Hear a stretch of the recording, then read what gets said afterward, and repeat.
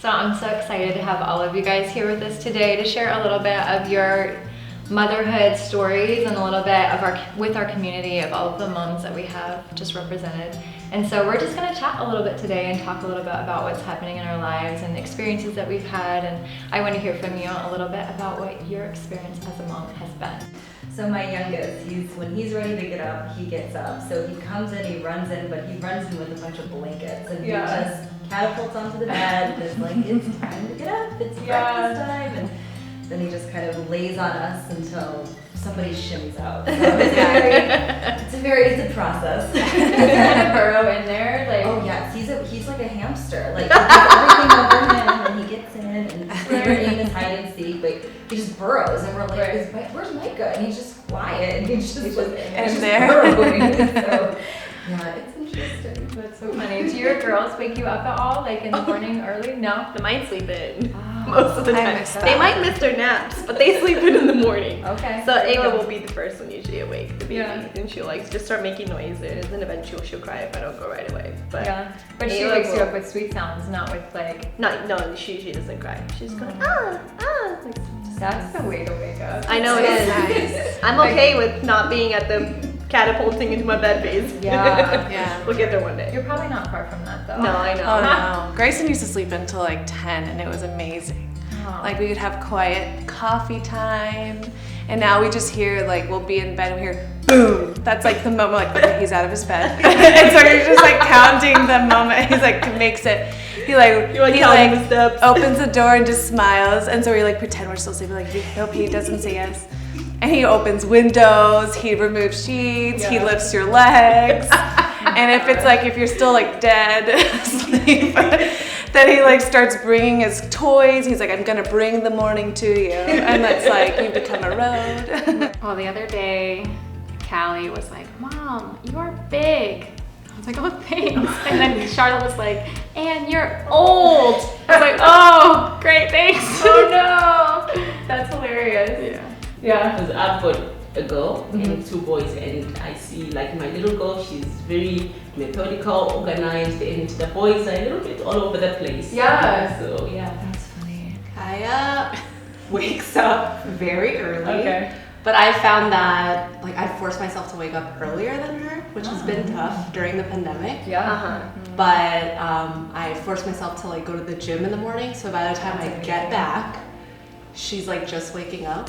But before that, she would wake me up, and it was very annoying. Inspiring that you go to the gym before she gets up. I need an accountability partner though. So my neighbor started getting me to wake up in the morning with her. Yeah. And she'd be like, if you don't come with me, like I'm gonna knock on your door and I'm gonna wake you up. So I'm like, all right, now I have to. Yeah, I'm like now I have to go. Yeah, bring Kaya with me to the gym. So it's been good. But now, like even when she doesn't go, I still force myself to go because I like starting my day that way. Yeah. Or else it's just hectic. Right. Do you feel like in this past season, this past year that we've had, where we've kind of just been forced to be home a little bit more than normal, that some of those things have like shifted and changed, or in a good way, in a bad way? Like, what has your experience been?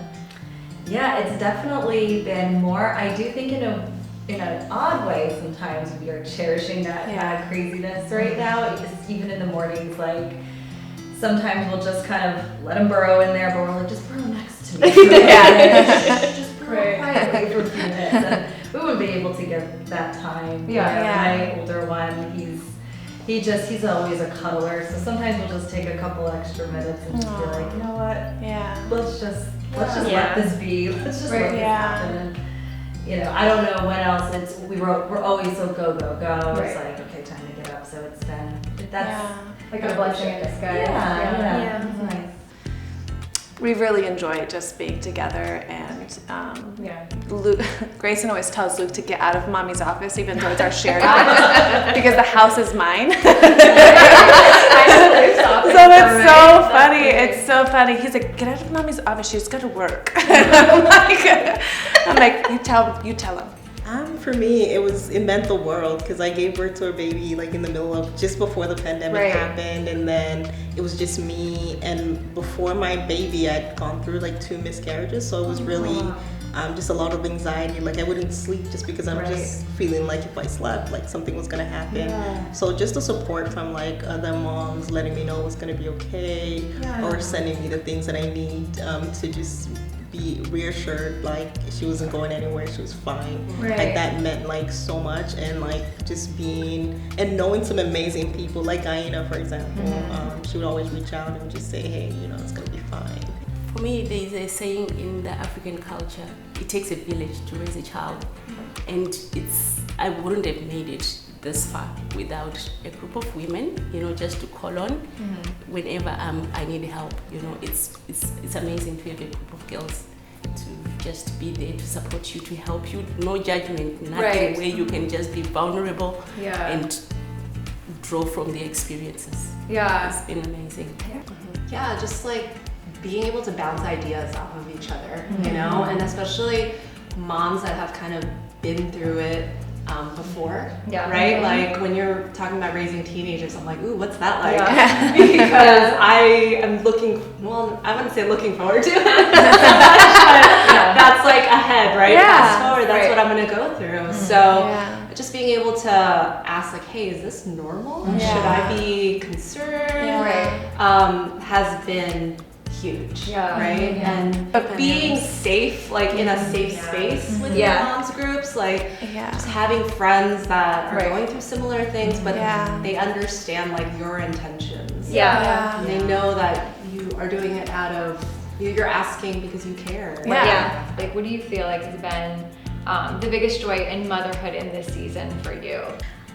For me, like just family, just having to be there with her and not really having a lot of distractions. As a business owner, I'm always like on the go. And the pandemic just let us have like our own little time. And then it kind of felt like everyone was also on maternity leave with me, like everyone was home. And I didn't have any FOMO, like feeling like, oh my God, the world is moving on without me.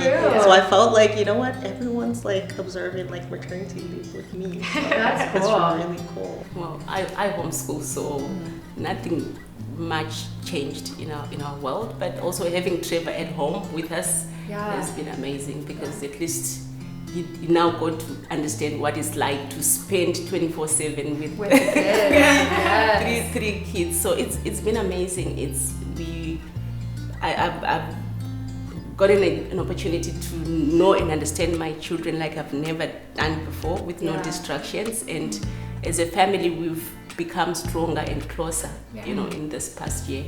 No distractions, no sport activities each and every day, just together in the house. It's been amazing.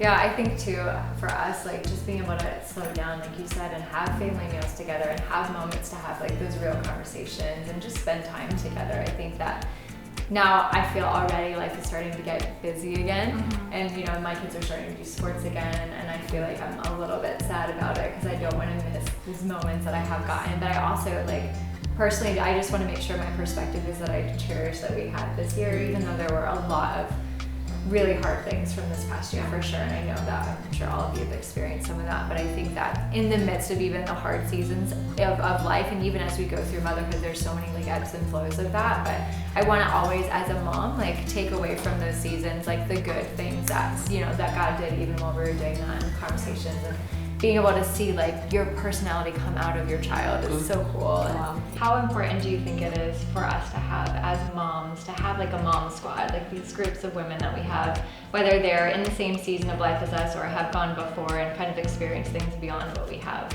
Like, what does that mean to you to have a mom squad, Crystal? I may be pregnant. I'm just already getting emotional thinking about it. But I'm so blessed. So blessed by all the women who have just showed up, like really. And I think allowing like this past year, truly, there's been so many more check-ins. Because we're all at some point struggling because you're overwhelmed. You're still you're still mom, you're still working, you're still a wife, or whatever those things are. And there's been so much, you know, checking in, and also realizing and being really intentional in doing that back with other women. But it means literally like having a family, and I know that church provides that, and so having all these mamas here, you know, like it's been amazing and a blessing, because God knows there's a million books on how to parent, but no one actually knows what they're doing, right? You know, and so just like freaking out with your girlfriends truly and saying I feel like I'm screwing up, right. or whatever it is, and just knowing that you always have support and love and grace, and it's been such a blessing, you know. I think it makes you feel less alone. Yeah. I mean, and like motherhood can be very lonely, Mm-hmm. very lonely if you're not in the community. Yeah. And I think the pandemic this last year has only amplified that. Mm-hmm. And so, you know, you go from doing things and being around people to all of a sudden you're at home with two little kids crawling all over you. Yeah, that's true. And you feel like, am I even human anymore? Yeah. Like, who am I?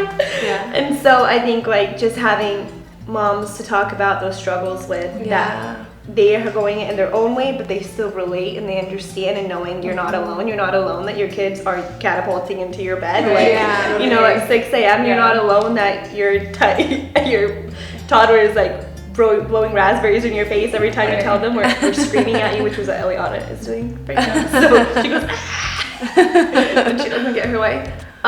So I think it just reminds you that you're not the only one going through it, especially like when you're at home and you're just going through Instagram or whatever. Like you can feel so like everyone has got it together, and I feel like I'm drowning, you know. So I think that really having those personal relationships and being like, well, actually, you know, my daughter is doing the same thing, you know. So it's like so leveling. Like totally. just so like. It allows you to give yourself grace. Right. Because as a mom, you're always like, at least I can be like, I'm not doing enough, I'm not with them enough. You know, even though you're with them all the time, you're still like, I have to take this call, and so like, I'm not paying attention to them right now. And it's just like this The mom constant, guilt. yes, It's real. yes, the constant mom guilt. So it just kind of allows yourself to give you grace and step back and realize like they need to be more than anything else. For me, it's been mainly like within the church. You know, my kid, my son, my firstborn son turned 13, so he joined youth, and he loves it. The whole week he will be talking about youth. He will be preparing for youth, you know, a week ahead. You know, he loves being part of that with it's been amazing. Even my 11-year-old, he can't wait to finish fifth grade so that he can join in. So youth has just been amazing to me, and also children's church.